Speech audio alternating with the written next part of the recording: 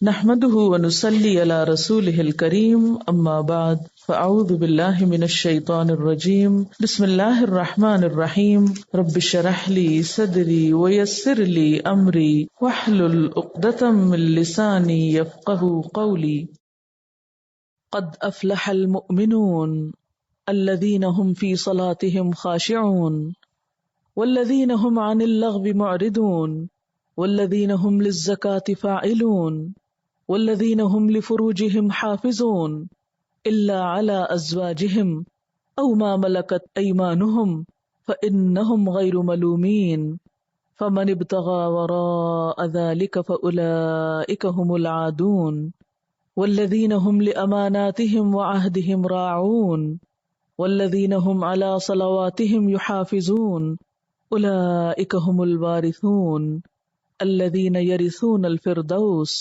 ہم فیہا خالدون۔ یقیناً فلاح پائی ہے ایمان لانے والوں نے جو اپنی نماز میں خشوع کا طریقہ اختیار کرتے ہیں، لغویات سے دور رہتے ہیں، زکوٰۃ کے طریقے پہ عامل ہوتے ہیں، اپنی شرمگاہوں کی حفاظت کرتے ہیں سوائے اپنی بیویوں کے اور ان عورتوں کے جو ان کی ملک یمین میں ہوں کہ ان پر محفوظ نہ رکھنے میں وہ قابل ملامت نہیں ہے، البتہ جو اس کے علاوہ کچھ اور چاہیں وہی زیادتی کرنے والے ہیں، اپنی امانتوں اور اپنے عہد و پیمان کا پاس رکھتے ہیں اور اپنی نمازوں کی محافظت کرتے ہیں، یہی لوگ وہ وارث ہیں جو میراث میں فردوس پائیں گے اور اس میں ہمیشہ رہیں گے۔ سورۃ المؤمنون کی 11 آیات آپ کے سامنے پڑھی گئی ہیں اور ان کا ترجمہ۔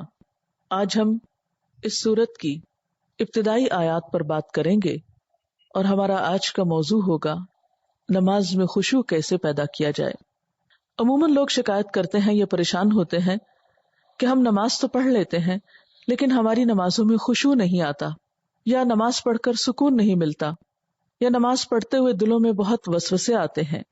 تو آئیے دیکھتے ہیں کہ ان آیات کی روح سے ہم اپنی نمازوں کو کیسے بہتر بنا سکتے ہیں اور نماز میں خشوع پیدا کرنے کا طریقہ کیا ہو سکتا ہے۔ الذین هم فی صلاتهم خاشعون، وہ لوگ کامیاب ہیں جو اپنی نمازوں میں خشوع رکھتے ہیں، خشوع اختیار کرتے ہیں۔ خشوع کا لفظ خ شین عین سے ہے جس کا معنی ہے سکون، ایسی نماز جس میں سکون ہو، دل کے اندر بھی اور ظاہری حرکات میں بھی، یعنی دل میں اللہ کا خوف ہو، اللہ ہی کی محبت ہو، اللہ کی طرف دھیان ہو، اور دل کے اندر یہ احساسات اتنے گہرے ہوں کہ انسان کے ظاہری رویے میں بھی نظر آ رہے ہوں، اس کے اعضاء پر بھی ان کا اثر ہو۔ پھر خشوع کا معنی کسی کے آگے جھک جانا، دب جانا، عاجزی اور انکساری کا اظہار کرنا بھی کیا گیا ہے۔ تو گویا خشوع کا لفظ آتے ہی دل میں پہلا خیال کیا آنا چاہیے؟ سکون، ٹھہراؤ، ریلیکس، عاجزی، جھکاؤ۔ اسی لیے ہم دیکھتے ہیں کہ حضرت مجاہد کہتے ہیں کہ نظر اور آواز کو پست رکھنے کا نام خشوع ہے۔ حضرت علی رضی اللہ تعالیٰ عنہ فرماتے ہیں کہ دائیں بائیں التفات یعنی گوشہ چشم سے دیکھنے سے بچنا خشوع ہے، یعنی نماز میں کھڑے ہو کر دائیں بائیں نہیں دیکھنا، ادھر ادھر نہیں دیکھنا اور آنکھوں کے کناروں سے بھی نہیں دیکھنا۔ جو اس سے بچ جائے گویا وہ خشوع کی حالت میں ہے۔ حضرت عطا فرماتے ہیں کہ بدن کے کسی حصے سے نہ کھیلنا خشوع ہے، یعنی نماز میں بے وجہ کھجانا یا کپڑے ٹھیک کرنا، ہلنا جلنا، آگے پیچھے ہونا، کبھی ٹانگ اٹھانا، کبھی انگلیاں مروڑنا، کبھی کچھ کرنا، کبھی ایک ٹانگ پہ بوجھ ڈال کے کھڑے ہو جانا، یہ سب چیزیں خشوع کے خلاف ہیں۔ حضرت ابو ذر رضی اللہ تعالی عنہ سے روایت ہے کہ رسول اللہ صلی اللہ علیہ وسلم نے فرمایا، اللہ تعالیٰ نماز کے وقت اپنے بندے کی طرف برابر متوجہ رہتا ہے جب تک وہ دوسری طرف التفات نہ کرے، یعنی بندہ جب رب کی طرف متوجہ رہتا ہے تو رب بھی بندے کی طرف متوجہ رہتا ہے۔ جب وہ دوسری طرف التفات کرتا ہے یعنی گوشہ چشم سے دیکھتا ہے تو اللہ تعالیٰ اس سے رخ پھیر لیتے ہیں، یعنی آپ کا دھیان اگر اللہ کی طرف رہا تو اللہ کی توجہ بھی آپ کی طرف، جو ہی آپ نے ادھر ادھر منہ کیا، توجہ کی، اللہ نے بھی اپنا رخ پھیر لیا۔ نبی کریم صلی اللہ علیہ وسلم نے حضرت انس کو حکم دیا کہ اپنی نگاہ اس جگہ رکھو جس جگہ سجدہ کرتے ہو، اور یہ کہ نماز میں دائیں بائیں التفات نہ کرو. یعنی نماز کو خشوع کیا ہے؟ نگاہیں سجدے کی جگہ ہوں. اگر آپ اس عمل میں کامیاب ہو جائیں تو یقین مانے آپ کی نماز میں خشوع آ جائے گا. بہت سے لوگ یہ سمجھتے ہیں کہ شاید آنکھیں بند کر کے نماز پڑھنے سے زیادہ خشوع آتا ہے، جو کہ غلط فہمی ہے. ایسا کرنا پسندیدہ بھی نہیں. لگتا بہت آسان ہے کہ کچھ چیز نظر نہ آئے تو ہمارا دھیان زیادہ اللہ کی طرف ہو جائے گا، لیکن آج آپ نماز میں تجربہ کر کے دیکھیں، جو لوگ آنکھیں بند کر کے پڑھتے ہیں وہ آنکھیں کھول کر سجدے کی جگہ دیکھنا شروع کریں. اس میں یہ ہوتا ہے نا کہ جب ہم بچپن سے ایک طریقے پہ نماز پڑھ رہے ہیں، کبھی کسی نے ہمیں ٹوکا نہیں، کیونکہ ہم سب سے زیادہ مائنڈ اس وقت کرتے ہیں جب کوئی ہماری نماز کی اصلاح کرنا چاہے. عام طور پر اگر آپ لوگوں کو کسی بھی چیز سے روکیں تو وہ اتنا نہیں برا مناتے، لیکن اگر نماز کے بارے میں تھوڑی سی بات بھی کر دے تو ہائپر سینسٹیو ہوتے ہیں، غصہ کرتے ہیں کہ کیوں کہا. اگر مثلا کسی نے اگر دوپٹہ باریک لیا نماز میں تو اسے روکا جائے کہ نہیں یہ ٹھیک نہیں، یا اگر ٹخنے ننگے ہو رہے ہیں اور بتایا گیا، یا یہ کہ نماز کا طریقہ درست نہیں، اگر اس میں کسی نے تھوڑی سی بھی مداخلت کر دی تو ناقابل برداشت. تم ہوتے کون ہو مجھے کچھ کہنے والے. اس لیے عموماً لوگ اپنی عزت بچانے کو دوسروں کو چھوڑ دیتے ہیں. ٹھیک ہے جو چاہیں کریں، پھر کیا ہو سکتا ہے. جب کسی کو خود پرواہ نہیں، جب کوئی خود اپنی اصلاح نہیں چاہتا تو آپ کیا کر سکتے ہیں کسی کے لیے. اور بعض اوقات انڈائریکٹلی بیسیوں بار سمجھانے کے باوجود بھی لوگ اپنا طرز عمل نہیں بدلتے. تو یاد رکھیے کہ جب تک طریقہ درست نہیں ہوگا خشوع نہیں آئے گا. تو خشوع لانے کے لیے نمبر 1 کہ سنت کے مطابق نماز پڑھنے کی کوشش کریں، اور اس میں سجدے کی جگہ پہ دیکھنا شروع کریں. نماز میں حرکت کم کریں. عموماً تو مجھے ٹیلی ویژن دیکھنے کا کبھی نہ موقع ملا ہے نہ موقع ہوتا ہے. تو اس رمضان میں جہاں ہم ٹھہرے ہوئے تھے تو وہاں پر ٹیلی ویژن تھے، تو رات کو حرم کی تراویح آتی تھی، تو مجھے بہت ہوتا تھا کہ اتنا قریب ہے ہم اور وہاں شریک نہیں ہو سکتے. تو میں اہتمام کے ساتھ تھوڑی دیر لگا کے دیکھتی تھی کہ اچھا آج کون سی آیات آ رہی ہیں، آج کیا ہو رہا ہے.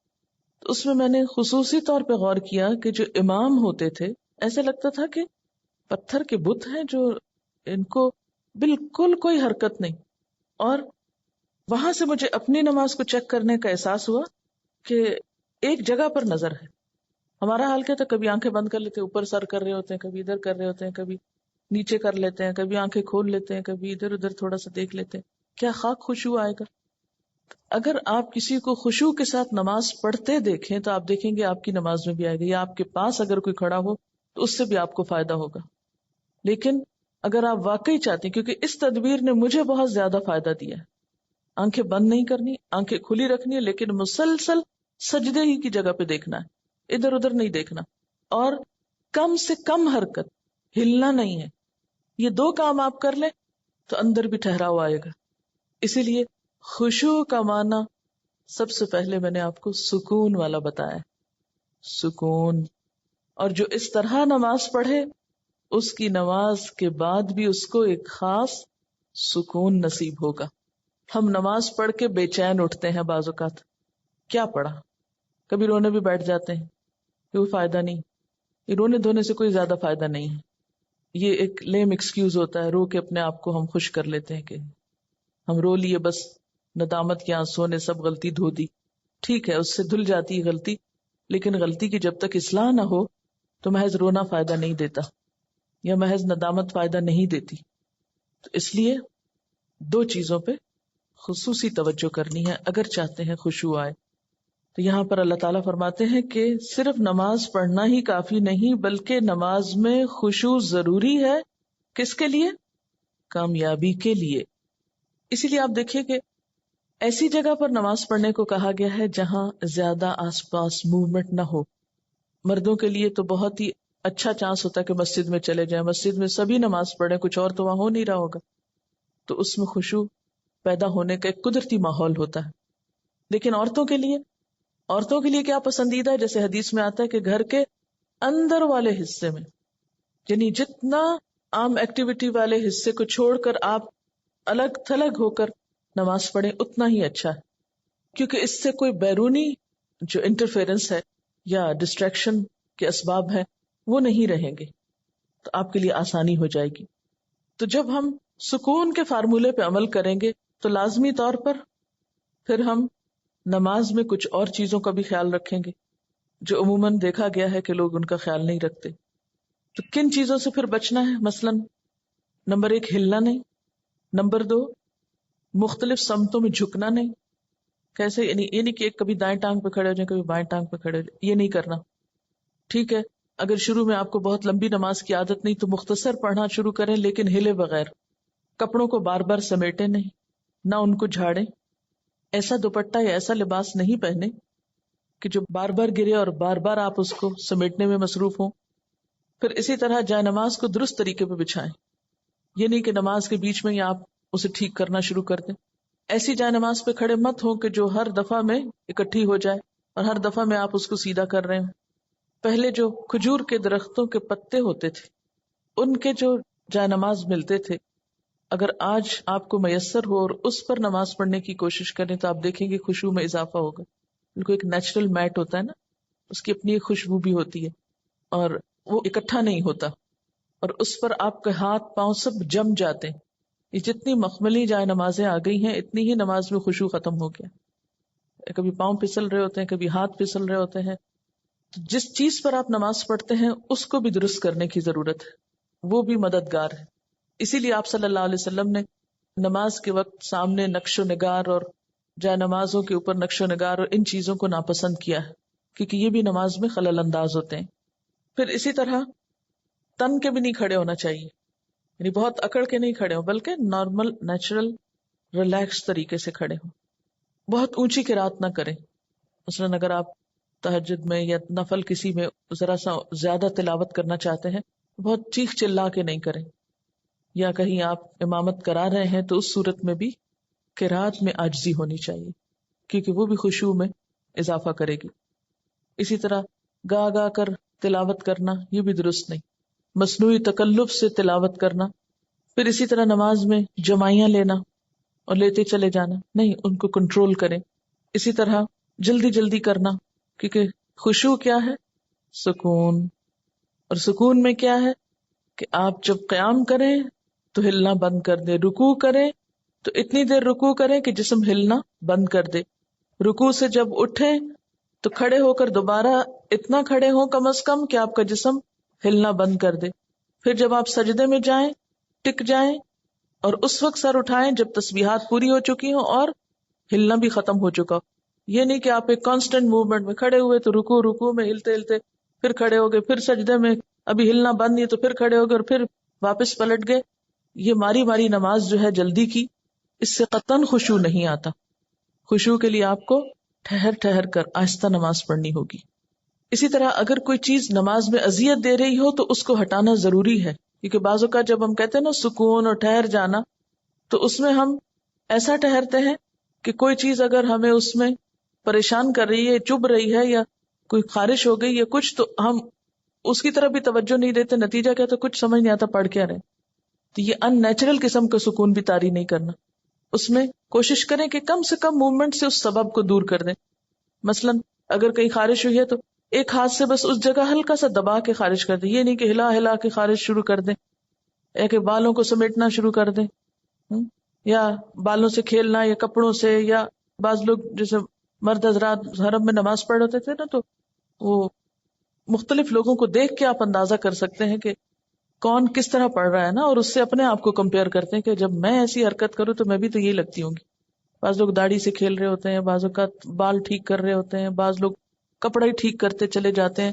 تو یہ ساری چیزیں جو ہیں ہل جل کی یہ نماز کی خشوع میں اثر انداز ہوتی ہیں.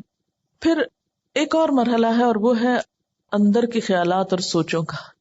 بہت سے لوگ اس پر پریشان ہوتے ہیں. اگر آپ اس طریقے پہ عمل کریں گے، سجدے والی جگہ پہ دیکھنا ذرا شروع کریں، آپ دیکھیں گے خیالات کم ہو جائیں گے. بہرحال ہر شخص کا اپنا اپنا حساب ہو سکتا ہے. مجھے اس سے بہت فائدہ ہوا ہے کیونکہ اللہ کے رسول صلی اللہ علیہ وسلم کی کوئی بات بھی حکمت سے خالی نہیں. تو خیالات دو طرح کے ہوتے ہیں، ایک ہوتا ہے خیالات کا آنا اور ایک ہوتا ہے خیالات کا لانا. آنے والوں کو تو آپ روک نہیں سکتے، پاسبل ہی نہیں. اور ایک ہوتا ہے خود انوائٹ کرنا، کسی کو بلانا، دعوت دینا. اس کو آپ بہرحال کنٹرول کر سکتے ہیں. اب جو بن بلائے آ جاتے ہیں ان کو آنے دیں، ان کو آپ اگنور کر دیں، کیونکہ ہمارا دماغ ایسی چیز ہے کہ جو کانسٹنٹلی کام کرتا ہے، رکتا نہیں ہے. آپ سو رہے ہوں تب بھی وہ خوابیں دیکھتا رہتا ہے، آپ جاگ رہے ہوں، آپ کسی سے بات کر رہے ہوں تو ضروری نہیں کہ آپ کی پوری توجہ وہاں ہو. بہت دفعہ ایسا ہوتا ہے کہ بات کرتے ہوئے آپ کا دھیان وہاں بھی ہوتا ہے اور کہیں اور بھی ہوتا ہے. ہاں؟ تو ان تمام چیزوں پر جو خیالات تو خود بخود آ رہے ہیں وہ آتے رہیں گے، اس کو نہیں آپ روک سکتے. مثلا کانوں کے اوپر تو آپ کیا کرتے ہیں، ہاتھ رکھ سکتے ہیں، آنکھوں کو بند کر سکتے ہیں، زبان بند کر سکتے ہیں، لیکن دماغ کے خیال کا کیا کریں؟ کوئی ڈھکنا نہیں دے سکتے، کوئی سوئچ نہیں آف کر سکتے. وہ تو خدا نخواستہ آف ہوا تو پھر تو گئے، آن نہیں ہو سکتا پھر. اب یہ بڑی مشکل ہے، اس لیے ان کے پیچھے نہ پڑے، ان کو زیادہ سوچے نہ، ان کو اہمیت نہ دے، ان کو اپنے اوپر حاوی نہ ہونے دے، ان کا تذکرہ نہ بہت زیادہ کریں. یہ کچھ لوگوں کو میں نے دیکھا وہ ہر ایک کو لے کے بیٹھ جاتے ہیں، میں کیا کروں، میرے تو خیال بہت آتے ہیں نماز میں. کسی کے پاس کوئی جادو کی چھڑی نہیں کہ جو ایک آپ کو لگائے گا اس وقت اور آئندہ آپ کے خیالات نہیں آئیں گے. اس لیے آپ ان کا تذکرہ زیادہ نہ کریں، just take it easy, normal لیں. تو ہوتا ہی ہے تو آئیں گے، لیکن یہ نہ کریں کہ کوئی ایک خیال آ گیا ہے تو پھر اس کے آگے اور سوچیں. مثلاً اپنے کاموں کی پلاننگ وہاں کھڑے ہو کے شروع کر دیں، اور فرض نمازوں میں ایسا نہیں ہو سکتا، ایسا نہیں کیا جا سکتا. نفل میں اگر ہو جائے، جیسے حضرت عمر رضی اللہ تعالیٰ عنہ جو فوجوں کو ترتیب دینی ہوتی تھی تو نفل نماز شروع کر دیتے تھے. تو نوافل کی حد تک ٹھیک ہے لیکن فرض میں نہیں. پھر آپ دیکھیے کہ اگر آپ بدل بدل کے صورتیں پڑھیں گے، قرآن پاک کا کچھ حصہ ساتھ ساتھ یاد کرتے رہیں گے، تو آپ دیکھیں گے کہ اس سے بھی فرق پڑتا ہے، چینج سے یکسوئی آتی ہے. مثلاً ایک جگہ آپ کھڑے ہیں یا ایک جگہ آپ کام کر رہے ہیں تو بعض اوقات آپ کام نہیں کر پاتے اور بار بار آپ کو خیالات تنگ کرتے ہیں. اپنی پڑھائی کے دوران بھی آپ نے دیکھا ہوگا، آپ تھوڑی سی پوزیشن چینج کر لیتے ہیں، جگہ بدل لیتے ہیں، اٹھ کے جا کے پانی پی کے آ جاتے ہیں، یہ کچھ تو اس سے پھر فرق پڑ جاتا ہے. اسی طرح اگر آپ تلاوت یعنی قرآن پاک کا وہ حصہ جو نماز میں پڑھ رہے ہیں اگر آپ اس کو تبدیل کرتے رہیں تو فائدہ ہوگا. اس کے لیے طریقہ کیا ہو؟ کیونکہ آپ نے دیکھا ہوگا کچھ قرآن پاک آپ نے یاد کیا پھر وہ آپ کو بھولنے لگا. کوئی صورت اگر کچھ دن تک نہیں پڑھی، اگلے دن نماز میں پڑھنے کھڑے ہوئے وہ اٹکنا شروع ہو گیا، آپ نے تنگ آ کے چھوڑ دی. ایسی چیزیں بہت نیچرل ہوتی ہیں. اس کا علاج کیا ہے؟ ایک پاکٹ سائز کا چھوٹا سا قرآن پاک کا نسخہ جو ہے وہ نماز کے وقت میں قریب رکھ لیں. میں نے ایک باسکٹ سی بنائی ہوئی، تو آپ کیا کریں، دعاؤں کے کارڈز، تسبیح اور جو قرآن پاک کا نسخہ، اگر آپ چشمہ لگا کے پڑھتے ہیں تو چشمہ، یہ ساری ضروری چیزیں جو ہیں اس کے اندر موجود ہوں. وہ آپ اپنے بیڈ روم میں، اپنے وارڈ روم میں کہیں ایک جگہ پر اس کو رکھ لیں. جو ہی نماز پڑھنے لگے جائے نماز بچھائی اور اٹھا کے وہ ٹوکری پاس رکھ لی. اچھا سنت پڑھ لی آپ نے، اب آپ نے ارادہ کیا کہ میں آج فلاں سورت پڑھوں گی اور آپ کو بھولی ہوئی ہے یا آپ سمجھتے ہیں کہ آپ کو یاد دہانی کی ضرورت ہے. کئی جگہ ہوتے ہیں نا وہ شبے پڑ جاتے ہیں. تو آپ کیا کریں، شروع کرنے سے پہلے 1 سیکنڈ کے لیے ان جگہوں پر دیکھ لیں، اس کو پھر رکھ لیں، پھر آپ نماز پڑھیں.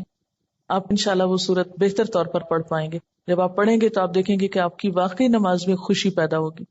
کیونکہ کچھ عملی تدابیر بھی ہوتی ہیں کہ یکسوئی والی جگہ ہو لیکن ساتھ ایسی چیزیں موجود ہوں.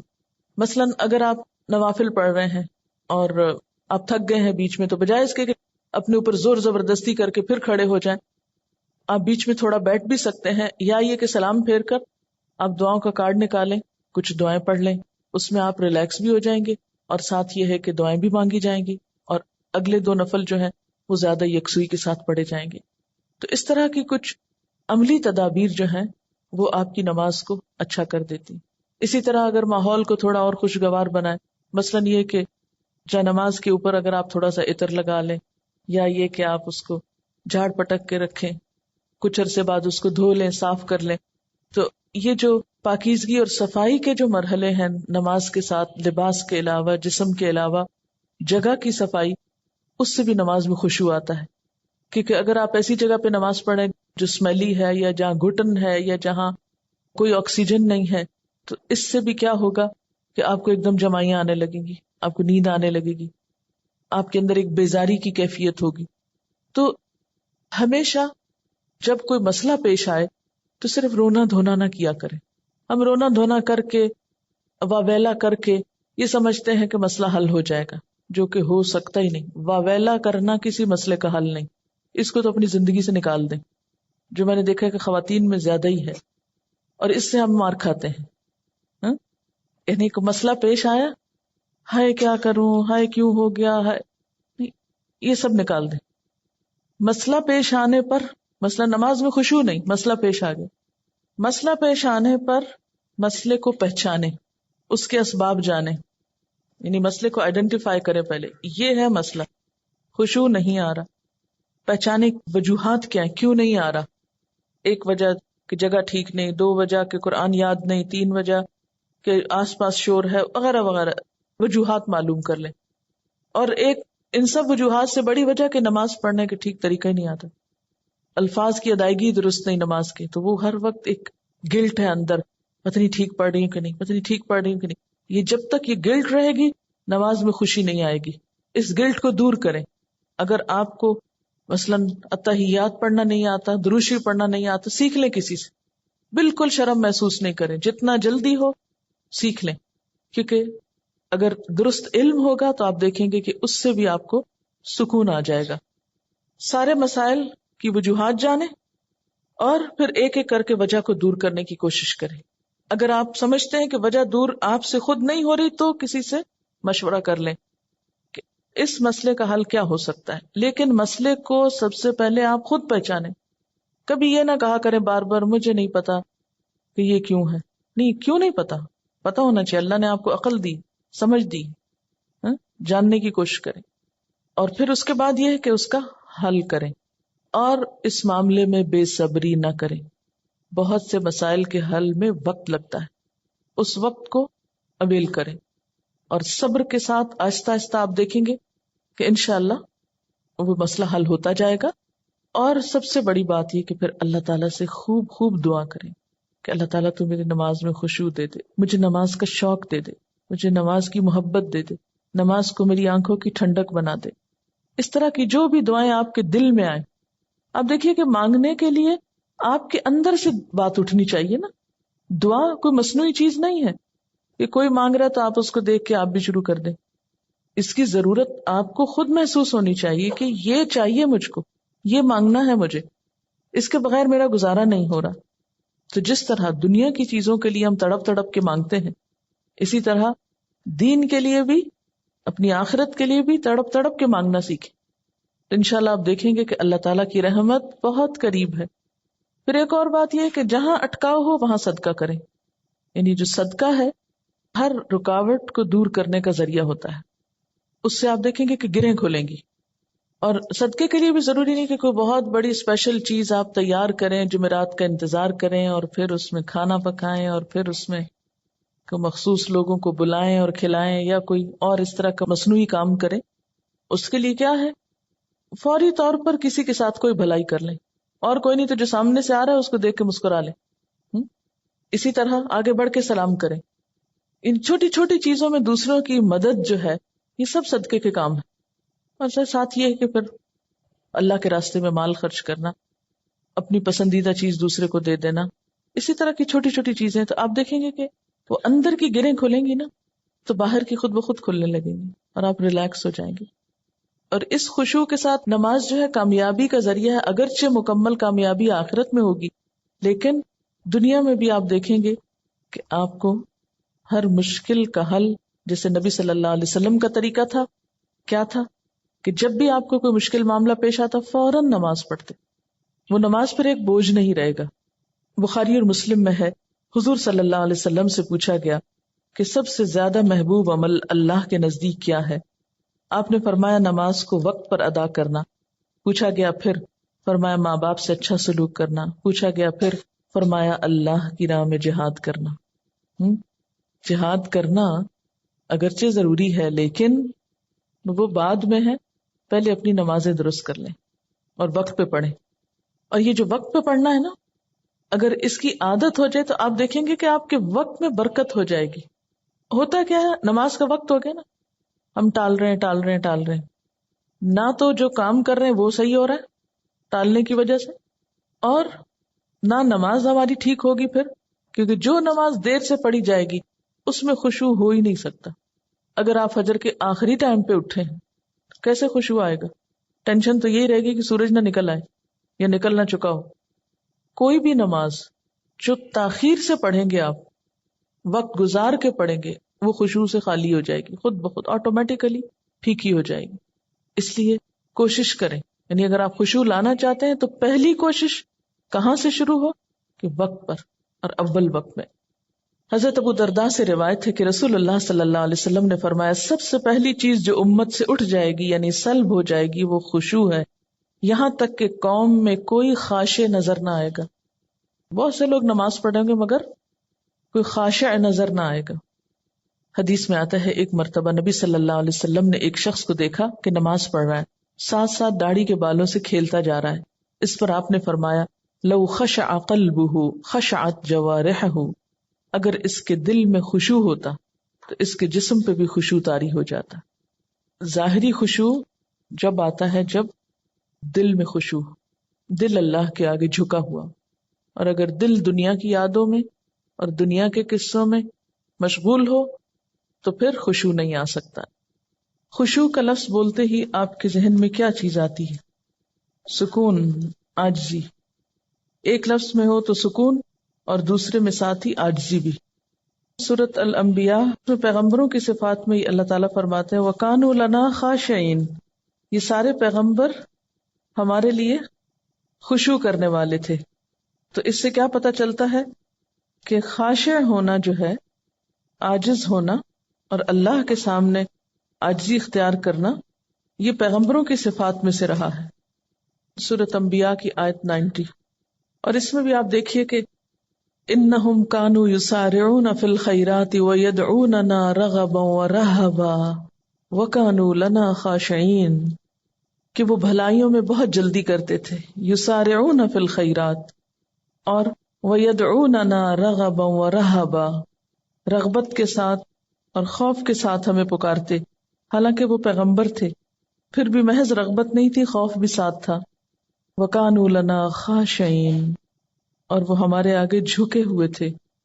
تو اس سے یہ پتہ چلتا ہے کہ نماز کے اندر خشوع صرف نماز میں ہی جھکنے کا نام نہیں، یا صرف نماز کی حد تک عاجزی اختیار کرنے کا نام نہیں، بلکہ اس کے علاوہ عام روزمرہ زندگی میں بھی یہ اخلاق پیدا ہونا چاہیے، یا عام روزمرہ زندگی میں بھی ہمارے اندر یہ کردار پیدا ہونا چاہیے.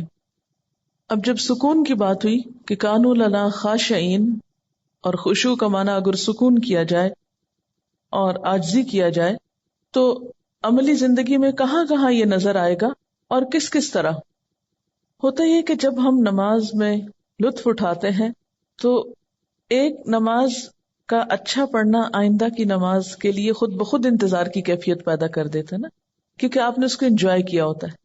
اور اگر ایک نماز آپ نے خراب پڑھی تو اس کے بعد دل پہ بوجھ پڑتا ہے، اس بوجھ سے گلٹ آتی ہے، اور پھر انسان کہتا ہے کیا فائدہ، پتہ نہیں پچھلی کا کیا بنا، اب اگلی کیا پڑھوں. بس وہ ایک پھر ڈگمگانے کی اور کشمکش کی کیفیت پیدا ہو جاتی.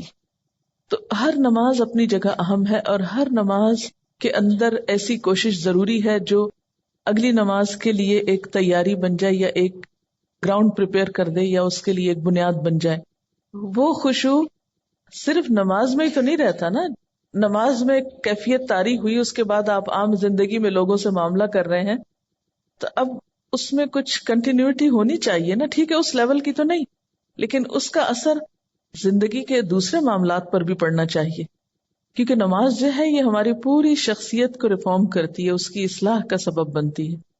نماز کے اندر کی کیفیات باہر پر اثر انداز ہوتی ہیں، ٹھہراؤ آنے لگتا ہے نا. کسی کا کمنٹ ہے، 2 چیزیں اگر ہم خود میں پیدا کر لیں تو دین کے کام میں آسانی ہو جاتی ہے.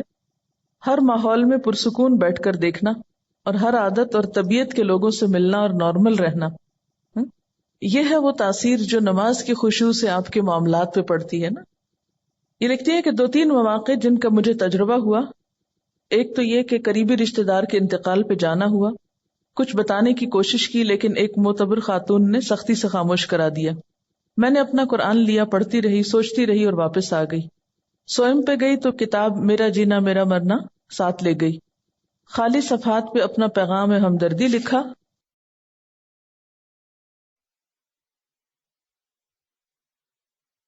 خالی صفحات پہ اپنا پیغام ہمدردی لکھا، اور یہ کہ جو بھی یہ کتاب پڑھے دوسروں کو بتائے اور مرنے والے کے لیے مغفرت کی دعا کرے. یہ چھوڑ کر آ گئی، یعنی میسج کے ساتھ کتاب. 2 مہینے بعد فون آیا ان کی بہو کا کہ جو بھی لوگ دوسرے شہروں سے آئے ہیں میں نے پڑھ کر کتاب سنائی ہے، ہر کوئی کتاب کا مطالبہ کر رہا ہے، جتنی کتابیں انہوں نے مانگی بھجوا دی. لے جانے والے نے بتایا کہ ہر کوئی یہ کتاب لینا چاہ رہا ہے اور میری بیوی ہر ایک کو کتاب سناتی ہے. کام ہو گیا. اگر یہ اس معتبر خاتون کی بات نہ مانتی اور اس وقت الجھ پڑتی تو اس صبر کا یہ جو پھل ملا ہے یہ نہ ملتا. کہتے ہیں نا صبر کا پھل میٹھا ہوتا ہے. اس وقت تو بہت سخت تکلیف سے گزرتا ہے انسان، اور ہم عام طور پر جھلا اٹھتے ہیں کہ نہیں مجھے تبلیغ کا موقع نہیں ملا اور اتنا اچھا موقع چلا گیا. ایک تو یہ کہ اللہ تعالیٰ کے فیصلوں کو اگر قبول کرنا آ جائے نا ہمیں تو زندگی پر لطف ہو جائے.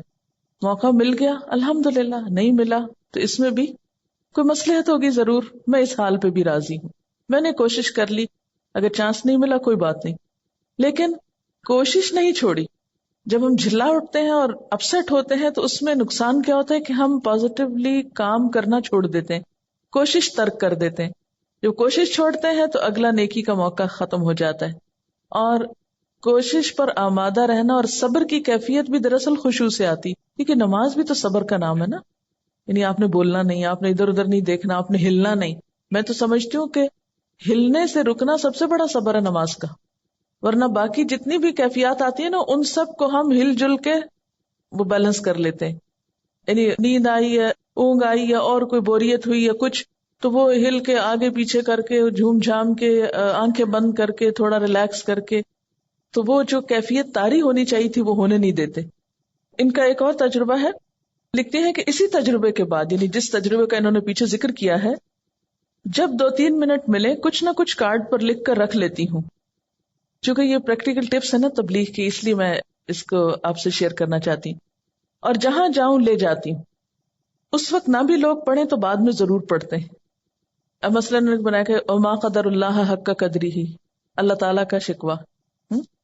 اور اندر لکھا ہوا ہے اللہ تعالیٰ کا بندوں سے شکوہ، اور نہیں انہوں نے قدر کی اللہ کی جیسا کہ حق ہے اس کی قدر کرنے کا. فرمایا میں اور جن و انس عجیب معاملے پہ ہیں. پیدا میں کرتا ہوں عبادت کسی اور کی، رزق میں دیتا ہوں احسان مند کسی اور کے، صحت اور قوت میں دیتا ہوں شکر گزار کسی اور کے. اب یہ شرک کی نفی کا ایک پیغام ہے. تو اسی طرح اگر آپ کہیں پر بھی ہیں اور گفتگو شروع ہوتی تو آپ کیا کہہ کے انٹروڈیوس کرائیں گے؟ یہ کارڈ ہے میں نے بنایا، مجھے یہ آج بہت اچھی لگی، آپ بھی پڑھ کے دیکھیں. بہت اچھے انداز میں، ہلکے پھلکے انداز میں. لیکن اگر آپ کے اپنے بیگ میں کوئی چیز نہیں دینے کو، محض باتیں ہی ہیں، تو وہ شاید اتنی افیکٹو نہ ہو. اور یہ جہاں رہ جائے گا، جہاں کوئی پڑھے گا کچھ نہ کچھ ضرور سوچے گا. اور ایک چھوٹا سا ہلکا سا میسج ہے جس میں کچھ خرچ بھی نہیں آتا. آنکھیں کھول کے جو نماز پڑھنا ہے، اگر اس پر غور کیا جائے تو نماز اصل میں کیا ہے؟ اللہ تعالیٰ سے ملاقات ہے. اگر کسی سے ملاقات کے وقت آپ آنکھیں بند کر لیں تو اسے دیکھ کر کیا محسوس ہوگا؟ یعنی آپ ذرا امیجن کریں نا کہ آپ کسی سے مل رہے ہیں اور کوئی شخص آپ کو دیکھ ہی نہیں رہا، یا سر نیچا اس طرح کیا ہوا ہے کہ کوئی اس کے ساتھ آپ کا کانٹیکٹ فیل ہی نہیں ہو رہا. تو اسی طرح اگر ہم اللہ تعالیٰ کے آگے کھڑے اور آنکھیں بند کر کے کھڑے، اور آپ یقین کیجئے کہ جو ہی آپ آنکھیں بند کرتے ہیں نا تو آپ اپنے خیالوں میں خود بخود کھونے لگتے ہیں. وہ ایک ریلیکسیشن کی کیفیت ہوتی ہے نا فوراً. حتیٰ کہ میں نے یہ تک تجربہ کیا ہے کہ اگر میں نے سجدے پر نگاہ اگر کانشیسلی نہیں رکھی، ذرا سی نگاہیں پھیری تو یوں لگا جیسے گئے. یعنی اگر غور سے سجدے کی جگہ کو فالو کیا جائے تو اس کا ایفیکٹ اور ہے. اور اگر ذرا سی بھی نگاہیں جیسے ہوتی ہے نا کہ فوکس نہیں رہتی اور آپ ادھر ادھر ذرا سے ان کو ڈھیلا کر دیتے ہیں تو اس سے بھی ایک دم یوں لگتا ہے شیطان نے اچک کے لے لیا اپنا حصہ، فوراً خیال بھٹکنے لگتا ہے.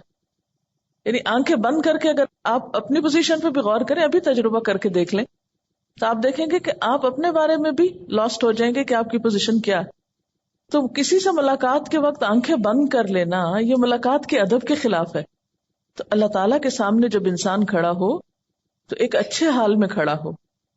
انسان کے اندر جب بے سکونی ہوتی ہے تو انسان پھر سکون لغویات میں تلاش کرتا ہے، پھر وہ لغو کی طرف مائل ہوتا ہے. لیکن جب اپنے ذات کے اندر ٹھہراؤ آ جاتا ہے، سکون آ جاتا ہے، تو پھر کیا ہوتا ہے، انسان کو ایسی چیزوں سے دلچسپی نہیں ہوتی، اس کا اس میں پھر دل ہی نہیں لگتا۔ نماز میں جب آپ سجدے کی جگہ پر دیکھتے ہیں تو اس میں آپ کا جو اپنی پوزیشن ہے وہ بھی بہت بیلنسڈ ہو جاتی ہے، نہ تو آپ بہت زیادہ سر جھکا بیٹھتے ہیں، نہ آپ سر زیادہ اٹھا سکتے ہیں، یعنی بالکل ایک صحیح اینگل پہ آپ جا کے ادب اور احترام کے ساتھ کھڑے ہوتے ہیں۔ انسان کے اندر اللہ نے یہ رکھا ہے عبادت کا جذبہ اور جھکنے کا، لیکن انسان کی جو انا ہے اور سرکشی ہے وہ اس کو ختم کر کے رکھ دیتی۔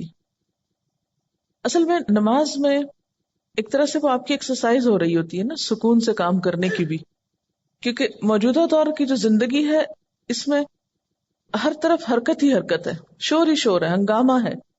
آج کے دور کی زندگی ایک فاسٹ لائف ہے نا، ایک ہنگامہ خیز زندگی، اس میں شعوری سکون حاصل کرنے کے یا شعوری سکون کی کیفیت طاری کرنے کے موقع بہت کم آتے ہیں۔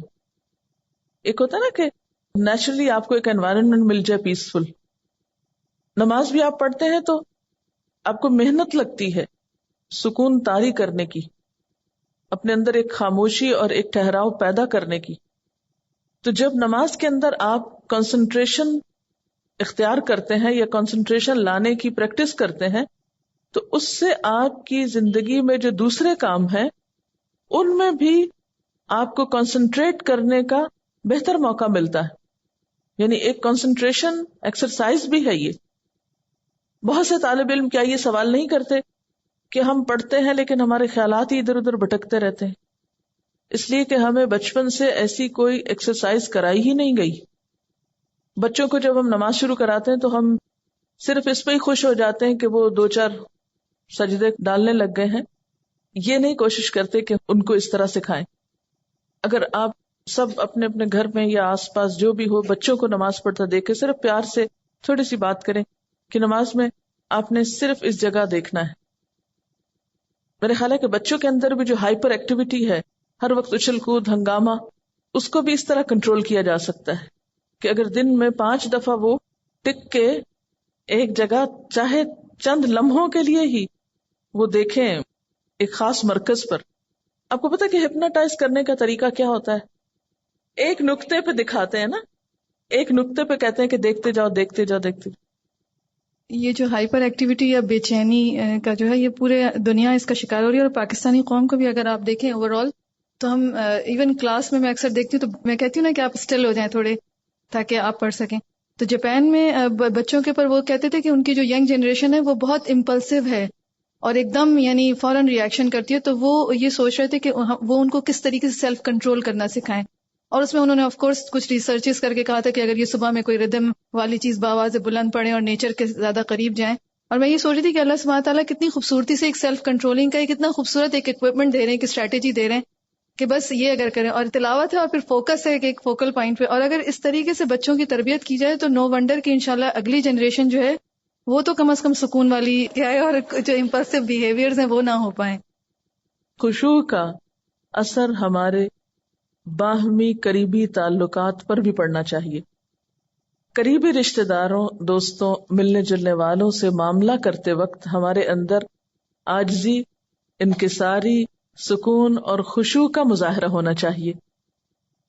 جب انسان قرآن پڑھنے لگتا ہے یا دین کی طرف آتا ہے تو لازمی طور پر دل میں ایک ہلچل پیدا ہوتی، جیسے پانی کے اندر آپ ایک پتھر پھینکتے ہیں تو اس سے ایک شور اٹھتا ہے، پھر آہستہ آہستہ وہ پتھر نیچے اترتا ہے، تہہ میں جا کے بیٹھتا ہے، پھر وہ جم جاتا ہے وہاں، پھر اس پر کائی آنے لگتی ہے، پھر اگر کوئی اس پہ پاؤں رکھے وہ تو پھسل سکتا ہے لیکن وہ اپنی جگہ سے نہیں ہلتا۔ تو بالکل اسی طرح ہمارے اندر بھی ایک ایسا سکون اور ایک ایسی کیفیت آنی چاہیے کہ ہم کسی کی بات کے جواب میں کسی کے ساتھ معاملہ کرتے وقت ایسا نیگیٹو ری ایکشن شو نہ کریں کہ دین کی ایک بدترین مثال پیش کریں۔ ایمان کے لطف اور حلاوت محسوس ہوتی ہے نا ان آیات کو پڑھ کر، یعنی اس خشوع کا اثر زندگی پر پڑنا چاہیے نا۔ نماز میں کیا ہوتا ہے؟ دل میں اللہ کی یاد ہے، زبان پہ اللہ کا ذکر ہے اور ایک ٹھہراؤ ہے۔ تو بالکل اسی طرح نماز کے بعد بھی جب ہم زندگی کے عام معاملات اختیار کرتے ہیں تو اس میں بھی ہمارے دل میں اللہ کی یاد ہونی چاہیے۔